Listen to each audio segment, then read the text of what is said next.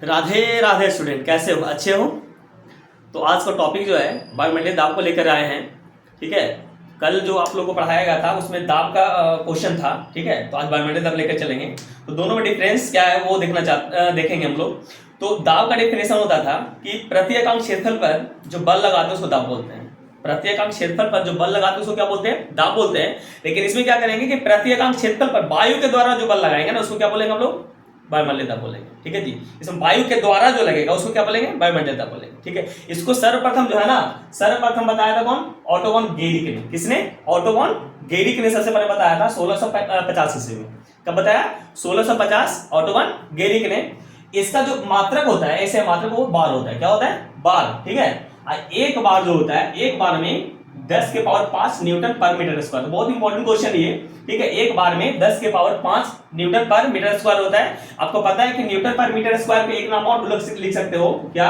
10 to power 5 pascal, है ना। इसको पास्कल भी लिख सकते हो, पीए, है ना।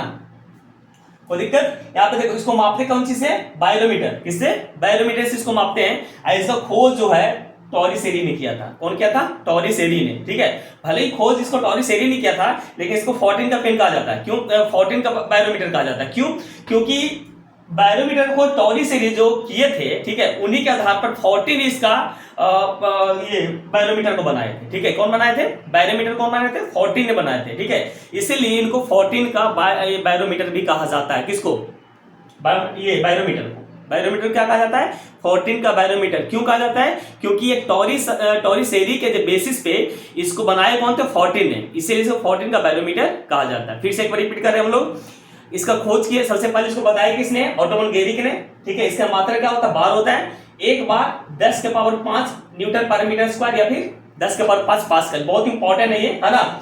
मापते किससे? बैरोमीटर से। इसका खोज किया कौन था? टॉरिसेरी। लेकिन इसको जो बनाने वाला था वो कौन था? 14, इसीलिए इसको 14 का बैरोमीटर कहते हैं। कोई दिक्कत नहीं है। चलिए, अब बैरोमीटर होता क्या पहले ये समझते हैं।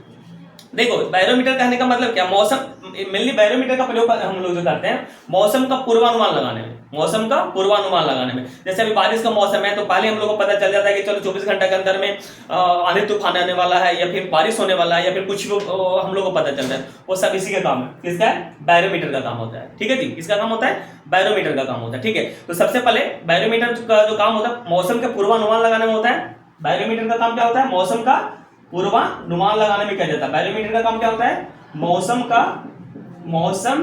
का पूर्वानुमान लगाने में, पूर्वानुमान लगाने में किया जाता है। किसका? बैरोमीटर का। ठीक है, ये भी क्वेश्चन इंपॉर्टेंट है। ठीक है, तो मौसम का पूर्वानुमान लगाने किसका प्रयोग करते हैं? बैरोमीटर का प्रयोग करते हैं। ठीक है जी। अब जैसे जैसे देखिए, जो वायुमंडलीय दाब होते हैं ना, जैसे जैसे ऊंचाई बढ़ाइएगा तो वायुमंडलीय दाब क्या होगा? घटते जाएगा। ठीक है जी, जैसे जैसे ऊंचाई बढ़ाइएगा तो वायुमंडलीय दाब क्या होगा? घटेगा। इसीलिए आप लोग पहाड़ वगैरह पर जो जानते हो कि पहाड़ वगैरह पर खाना क्या होता है? देर से बनता है। क्यों? क्योंकि वायुमंडलीय दाब क्या होते हैं? कम होते हैं। इतना ही नहीं, जब कोई भी प्लेन में आप जाते हो तो प्लेन वगैरह में जाने से पहले प्लेन में ये पेन जो होते हैं ना, पेन को निकाल लेने का सलाह दिया जाता है। क्यों? क्योंकि जैसे आप प्लेन पर बैठोगे या पेन को आप यहाँ पे रखोगे तो क्या होगा ना, जैसे एटमॉस्फेयर कम होगा तो उसका पेन जो है ना बाहर की ओर बाहर फेंक देगा, जिससे आपका जो शर्ट वगैरह है, कपड़ा है, वो क्या हो गया? गंदा हो जाएगा। ठीक है, तो जैसे जैसे ऊंचाई बढ़ेगा तो वायुमंडलीय दाब क्या होने वाला है? कम होने वाला है। ठीक है जी, वायुमंडलीय दाब क्या होगा? कम हो जाएगा। कोई दिक्कत?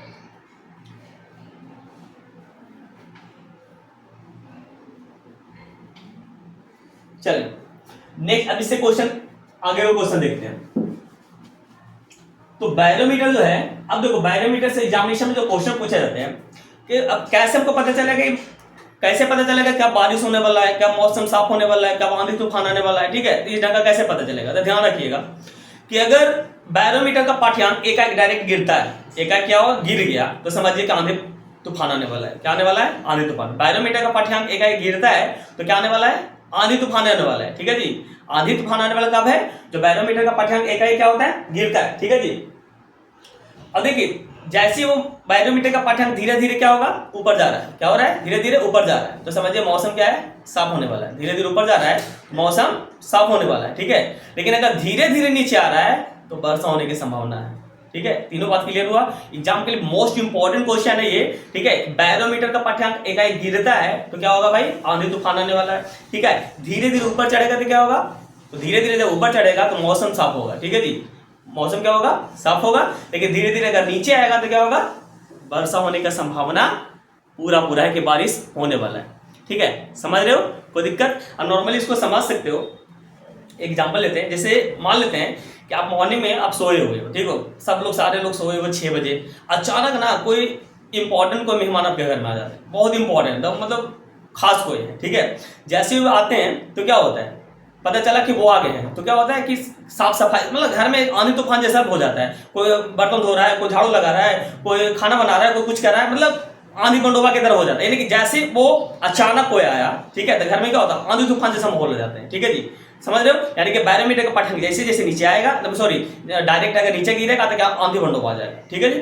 लेकिन वो मेहमान जब जाने वाले होते हैं ना, सबको सकून होता है, यार वो जा रहा है, चलो ठीक है, वो जा रहा है, यहाँ संतुष्टि है ना। यानी कि जैसे जैसे बैरोमीटर धीरे धीरे ऊपर जाएंगे, यानी कि जाएंगे, तो क्या होने वाला है, मौसम साफ होने वाले, क्या होने वाले, मौसम साफ होने वाले हैं, ठीक है जी। और अगर धीरे धीरे आने वाले हैं ना, बोल दिया कि हाँ कोई मेहमान आ रहे हैं भाई, तो आ रहे हैं तो आप लोग क्या करिएगा, धीरे धीरे अपना काम सब करके निपट जाइएगा, ठीक है जी। तो धीरे धीरे अपना, अगर कोई आने वाले हैं पहले इन्फॉर्म कर दिया तो धीरे धीरे अपना काम होगा। यानी कि अगर ऊपर से नीचे धीरे धीरे आ रहा है तो वर्षा होने की संभावना है, और डायरेक्ट अगर नीचे से ऊपर धीरे धीरे जा रहा है तो मौसम साफ होगा, और डायरेक्ट नीचे गिर गया तो आंधी बंडोबा आ जाएगा भाई, ठीक है, क्या आ जाएगा, आंधी बंडोबा आ जाएगा।